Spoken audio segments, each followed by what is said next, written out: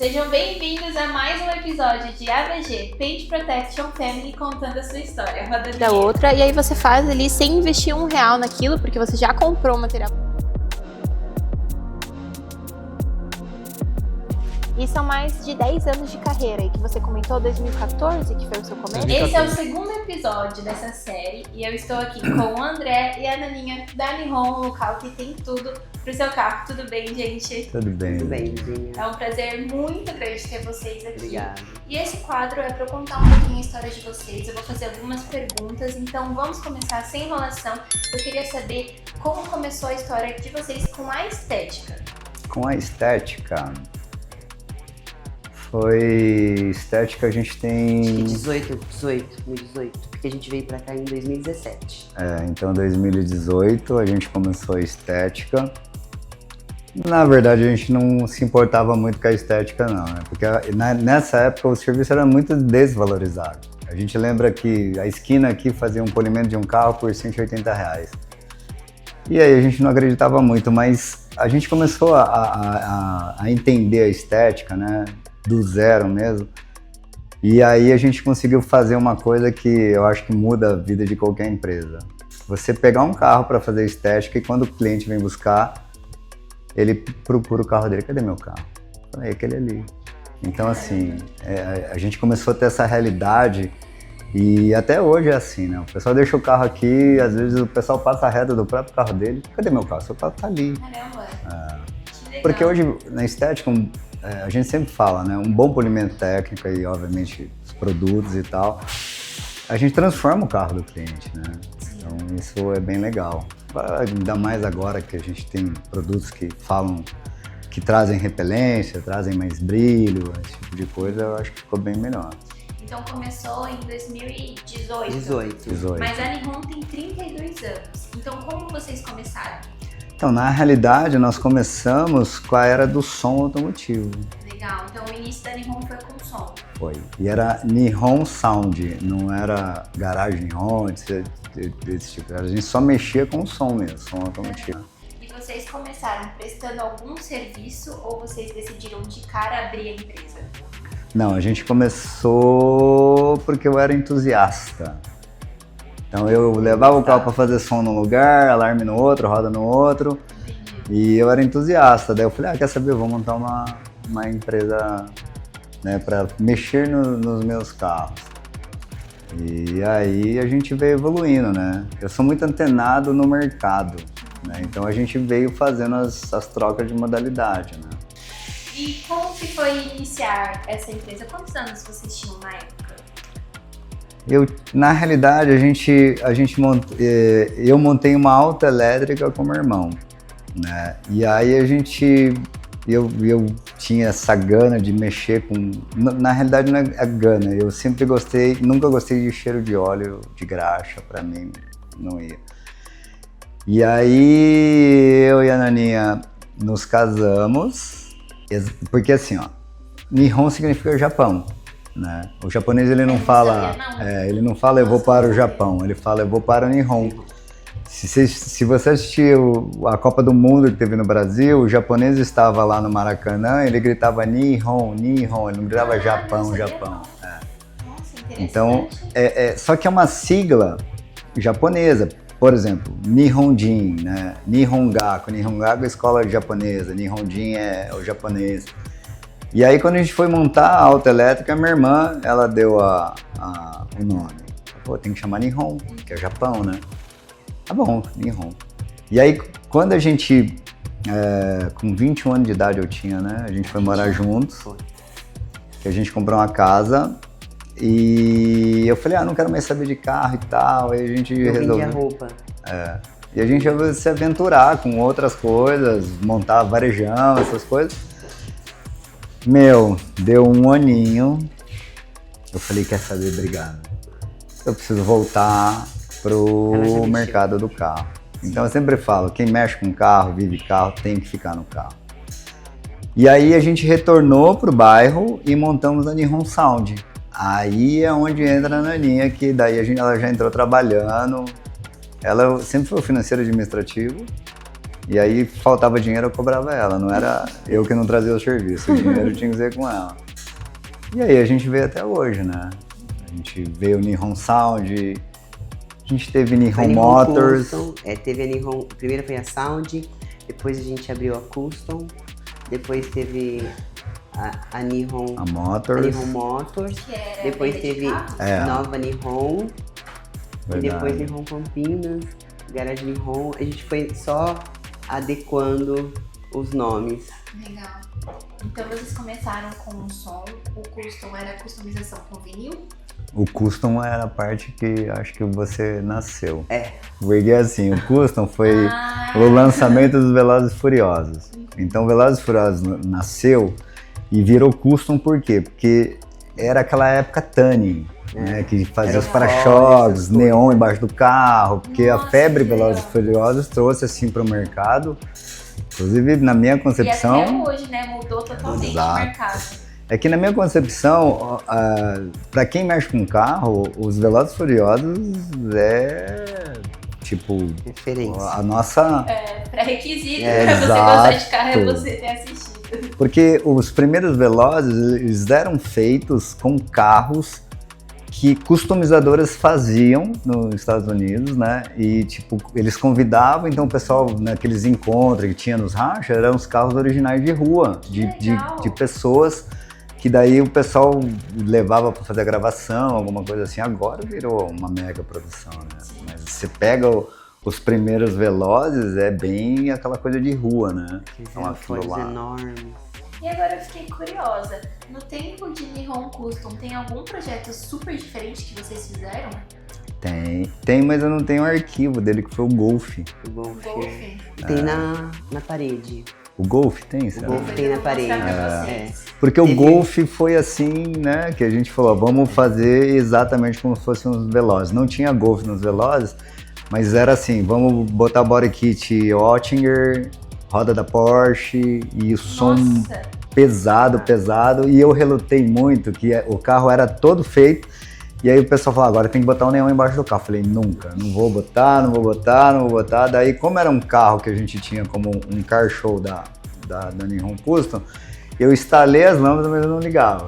entendi. Legal, então, que a história de vocês, não só como empresa, mas antes da empresa, vocês foram consumidores Sim. que seguiram consumindo as tendências do mercado. Exato, E hoje vocês conseguem aplicar isso dentro da Nihon. sim. Eu queria perguntar para vocês algo relacionado mais ao empreendedorismo sobre dificuldades. Então eu queria que vocês contassem a história de um dos primeiros desafios. Vocês começaram muito novos, né, nessa carreira. Como foi para vocês superar e hoje construir esse império que é a Nihon? Olha, Duda, a gente sempre fala, né? Se o conselho fosse bom, a gente vendia, não dava. Mas a vida da gente mudou e não faz há muito tempo, não. Primeiro a gente teve a gente tem um sócio, né? Que é o Tadeu, que é o nosso irmão e tal. E a gente veio aprendendo muita coisa com ele, mas conselho que a gente vê, e eu acho muito real isso, todo mundo quer ter seu lugar ao sol. A Nihon, ela tem uma característica diferente. Aqui você começa como lavador, você pode virar um líder e até um associado, porque a gente sabe que todo mundo quer, né, ter o seu espaço. Mas eu acho que o que mudou nessa história é quando a gente fez conta. A gente sabe trabalhar, a gente sabe vender, a gente sabe instalar, sabe fazer tudo. Mas a maioria de quem está começando hoje não sabe fazer uma conta. Qual que é a conta? Cara, custo operacional. Quanto custa toda a estrutura em porcentagem para você poder saber o preço da venda do seu produto? Você paga a comissão? Você emite nota? Então, às vezes o pessoal não coloca essas contas e pensa assim, R$7.000 para 12, a gente está falando de R$5.000 de lucro, correto? R$5.000. Então, todo mundo acha, pô, eu estou pagando 7 no material e estou vendendo a 12. Ganhei R$5.000, é bastante grana. Só que, por exemplo, o que a gente se baseia no nosso mercado? Aqui a gente tem 10% basicamente de comissão, 10% de tributário, nota. Qualquer nota que você vai emitir é 10%. Né? Você vai pagar o tributo. financeiro, eu passei na maquininha de cartão, dividi para o cliente, sei lá, 3, 4 vezes, perdi mais 10%, só aí já tem 30%. E quanto custa o operacional, aluguel, água, luz, etc e tal? Aqui na Nihon está baseado em 15%. Então o total de porcentagem tem 45%. Então você pega 45% e aplica em cima de 12 mil reais. Se for arredondar para 50, seria 7 mil reais. Então 7 mil reais já é a conta. Deu 14 e eu vendia 12. Então eu perdi 2. Eu não ganhei 5, eu perdi 2. Essa é a conta mais básica que a gente tem que fazer. Então às vezes o pessoal está começando e acha que está ganhando dinheiro. E não está. Só que assim, conselho de empreendedorismo, a gente vai ter que pagar 7 e vai ter que vender por 12, mas o crescimento da gente, a gente já fez isso. A gente já começou fazendo isso. Eu vejo muitas operações morrerem porque o pessoal fica... E eu entendo muito bem. Quantas vezes a gente trabalhava, fazia, recebia pouquinho. A gente começou muito novo, né? Sim. Então a gente não tinha maturidade, conhecimento. Então hoje... outra cabeça, é outro tipo de trabalho, né? Mas a gente bateu muita cabeça com imposto, precificação, contratação, mas o tempo foi ensinando a gente a criar processo. E o processo nem faz muito tempo que a gente tem, né, André? Eu considero, mais ou menos. eu considero que a gente amadureceu muito a empresa nesses últimos 10 anos, né? Esses 10 anos foi a base que a gente consolidou mesmo, porque antigamente a gente vivia, agora vamos fazer serviço externo, vamos atender concessionários. A concessionária foi muito importante pra gente quando a gente pegou uma concessionária, que foi a transição. A concessionária na história de vocês. Quando... O Marcos foi não, a concessionária entrou na realidade com o pai do William, da Escala, lembra? É verdade. A gente Mas começou foi a uma atender transição pequenas lojas. que o som caiu. Então a gente gosta disso porque a gente se considera no interior. E por que a gente faz barulho? Porque o barulho que a gente faz no interior, alguém da capital faz igual. Então você imagine que assim, a gente ia nas convenções, de repente aparecia a Nihon lá. E quem que são esses caras? Os caras de Campinas. Por quê? Porque a gente pega toda essa região onde está e o pessoal não quer ir para a capital fazer o trabalho, então a gente mostrava a qualidade e fazia aqui. Mas eu sempre considero que tudo que acontece na capital vai chegar na gente. E aí quem eram os meus concorrentes? Leandrini, Crococar, Cucurossi, que eram os grandes nomes do som automotivo. Daqui a pouco eu comecei a ver cada um. O Leandrini foi fazer blindagem, o outro fechou a loja, o outro ainda continuou com o som, mas inovou algumas coisas. A gente foi atender concessionária. Então a loja em si não vendia tanto som, né? E a gente só tinha o som. E nessa época eu dava os conselhos para os lojistas que tinha que ter um plano B. Né? Então o nosso plano B foi atender os externos, né? Que são lojas, concessionárias. Fazendo rastreador também.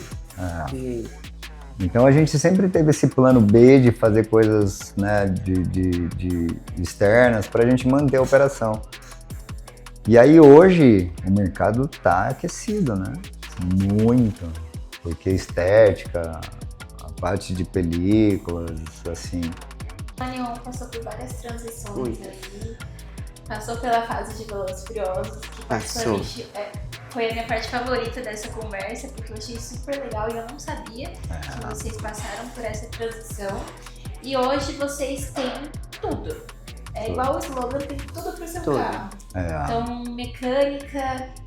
Mecânica, funilaria, estética, acessórios de som, adesivo, insufilme e PPF. Esqueci mais alguma, né? Não. Qual? Performance. Tem Performance, do Rafa agora. É que a gente vai pegando um especialista e traz ele para a operação. E por que ele pode virar um associado? Então, ele tem que comandar toda a operação, é igual ao advogado. Né? O advogado tem um nome grande e tem um associado. O associado usa o nome e compartilha os lucros. Então, a gente dá essa condição aqui, ó, se você criar tudo... Ele é o líder do departamento. Exato. E além de ele ser o líder, aí que vem aonde a gente começa a implantar lá de trás, né? Ele sabe que não adianta. Se não se der bem com toda a liderança, ele quebra o processo, né? Porque é básico. O carro começa pela parte pior, que é a parte mecânica e tal. E a última vai ser estética. Ele passa pela mecânica primeiro, que é a parte mais suja, desce para acessório, e aí ele começa a fazer as outras partes, tipo PF, película, e a estética fica por último. E foi legal porque foi uma conta que a gente fez de mercado que era muito difícil quando a gente agregou as operações, que o cliente vinha assim, amanhã tá pronto o meu carro, né? Eu falei, não, para fazer tudo isso eu preciso de uma semana, 10 dias, e a gente achava que não ia dar certo. Só que é isso que eu falo, né? A gente vive todo dia e a gente tem que botar as nossas experiências, expectativas no que a gente está fazendo no nosso negócio.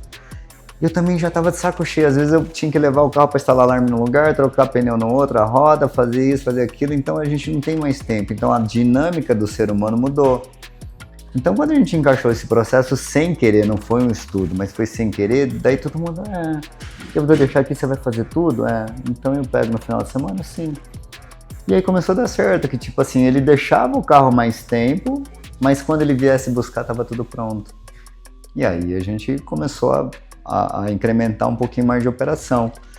Quando você perguntou da estética, nessa época a gente tinha um acessório e a mecânica. Agregamos a estética. Essa época a película, inclusive, era terceirizada aqui. Não, isso o filme tem também, mas chama um terceiro. E era teto, era envelopamento de teto. Começou. Dos Creta, dos kits. Porque aí era dos PCDs, né? Isso. Porque o PCD vinha com o teto preto e todo mundo queria o teto preto. Aí a gente tinha que contratar alguém para fazer. E aí quando a gente via que a operação começa a rentabilizar, aí a gente bota um líder e a gente tenta buscar no nosso caso, Campinas, modéstia à parte, os melhores. É isso aí. E todo mundo que faz a parte de operação são funcionários da Nihon? Ou existem freelancers, pessoas que vêm assim de vez em quando? Eu posso considerar que é basicamente 85% a 90% da Nihon. A gente tem algumas coisas terceirizadas, por exemplo, coisas que performance, a gente não vai fazer o mapa nosso, a gente não vai ter um técnico para isso, né? Então a gente faz uma terceirização. Mas são fidelizados. Todos eles são os mesmos. Funilaria, a performance, exato. conserto de roda. E vocês sentem que faz a diferença você ter essa fidelização? Como? Fidelização com cada terceiro. Ah, sim. A gente tem até a operação de funilaria, que a funilaria, tipo, ela desativou para trabalhar só pra gente. Porque compensava mais. Aí a gente começa a falar de empreendedorismo, o cara entende e fala, não, então tá bom. E para finalizar esse bate-papo, eu queria que vocês me falassem que se hoje fosse para deixar um legado da Nihon, qual seria o legado? O que as pessoas precisam saber da Nihon? Legado da Nihon. Eu vou falar o legado da Nihon da minha parte, é o que meu pai me falou quando eu saí de casa, né? Ser japonês. Eu falei, e daí? Bom, japonês é trabalhador e é honesto. Então esse é o legado que a gente prega aqui na Nihon, né? Então a gente comete erros, a gente falha, a gente erra, mas o principal é a honestidade, né? Eu acho que trabalhar com amor, do que você gosta. A rotina aqui, tem dia que a gente vai pra casa e fala, nossa, ainda bem que acabou o dia. Mas tem dia que é muito gostoso, que eles são alegres. Os colaboradores que trabalham aqui, eu vejo que eles são felizes em trabalhar aqui. Que é importante, entendeu? Então, bem as lembrado. pessoas que saem daqui, elas saem porque elas vão trocar de profissão. Eu fiz um curso de empilhadeira, é o meu sonho, então eu vou sair. Nossa, é verdade mesmo. Entendeu? Então, as pessoas não saem daqui para ir trabalhar no concorrente, embora, para mim, em Campinas, eu não tenho nenhum concorrente. Se eu falar que em Campinas eu não tenho concorrente. E a gente não tá Mas sendo... eles saem daqui porque eles vão mudar de profissão. E todos que trabalham aqui, outro dia eu tava conversando com o Arthur. Eu sou muito brincalhona, Duda. Eu fico no meio deles, eu falo besteira, eu brinco com eles. Então o Arthur, o menino da película, um dos últimos que entraram, não, o último que entrou foi o Ravel, né? Ele falou assim, Neninha, eu nunca trabalhei num lugar onde as pessoas trabalhassem felizes e a dona sai de lá de dentro com um saco de pipoca, dando pipoca pra todo mundo, feliz. Então eles gostam da rotina. Não. E quando tem feriado, que nós temos que escolher alguns para trabalhar, ou os que não vão trabalhar, falam, não posso vir? Mas eu não vou te pagar agora. Então os nossos colaboradores, eu vejo que eu gosto muito de todos e eles são felizes aqui, porque a gente reconhece cada um deles. Porque não basta reconhecer com carinho, você tem que reconhecer literalmente, você tem que, tá fazendo, então eu vou te pagar por isso. Mas a gente paga e paga com gosto, porque eles trabalham com alegria aqui dentro. É muito bom trabalhar aqui, Duda. Não é porque é minha loja não, legado, mas é muito bom trabalhar aqui. do trabalho feliz, eu sempre falo. Você gosta de trabalhar aqui, Pedrinho? Eu amo. Por trás das câmeras. Pedrinho, ele me vê no setor, ele já vem. Já vem ligando, o que você tá fazendo aí? E o Pedro é um exemplo, porque ele entrou aqui como auxiliar. Faz tudo que a mídia mandar, tá bom, tá bom, tá bom. O Pedrinho trabalhava na Bosch. E ele era da igreja do Japa, nosso amigo, e a gente era de outra. E a gente fez junto com o Japa fez um McDonald's Dia Feliz, e nós participamos, a gente ajudou tudo, e ele se vestia de super-herói. E aí na minha igreja ia ter. E aí eu fui lá e falei com ele, você não aluga fantasia? Eu vou. Aí um dia ele falou assim pra mim, ele ia trocar os pneus do carro, ele veio aqui, botou os pneus, a gente vendeu os pneus pra ele, viu? Um dia eu vou trabalhar aqui. Negou a gente, viu, Duda? Primeira vez ele negou a gente. Não, mas o dia que ele negou. veio trocar os pneus do carro, ele falou, um dia eu vou trabalhar aqui. Eu falei, vai, Pedrinho, ele falou, um dia eu vou. E outro dia que foi Hamburgada, ele também falou, eu vou trabalhar aqui. E um dia ele falou, não falei? Tô trabalhando aqui. Gente, vocês provam muito. Hoje em dia eu sinto que muitas empresas fazem o oposto e se tornou comum o que vocês fazem. Vocês provam que é possível sim você trabalhar dentro de uma empresa que te valoriza, que você não passa a odiar o seu trabalho, que é comum, infelizmente, acontece. Então, parabéns de verdade por toda essa estrutura que vocês criaram. Eu acho que o tamanho da Nihon faz sentido porque a história que vocês contaram aqui demonstra o quanto vocês são merecedores desse legado, desse império que vocês construíram, gente. Então, muito obrigada mesmo por esse papo. Eu agradeço, Duda. Eu espero que você que está assistindo tenha aprendido muito, tanto quanto eu aqui. Eu saio daqui com uma lição muito grande na minha vida. Eu espero que você possa sentir aí do outro lado. E vem instalar seu AVG aqui com a gente. Com certeza, já faz tudo. Já faz tudo, gente. Mecânica, estética, seu carro vai sair daqui zero. Dulinha, eu vou falar pra vocês, aí é um recado que a gente sempre fala, né? Como você é AVG, a gente faz questão do grupo AVG, das lojas que são autorizadas AVG, se quiserem um dia conhecer a Nihon, a gente faz questão, porque a gente troca muita informação. Ninguém morre, né, segurando informação. A gente aqui, a gente passa informação e pra gente é um grande prazer. Gente, muito obrigada. Obrigada a você, Duda. E eu espero vocês no próximo vídeo. Tchau, tchau. Não esquece de se inscrever aqui no canal e seguir a Nihon em todas as redes sociais. Obrigado. É isso.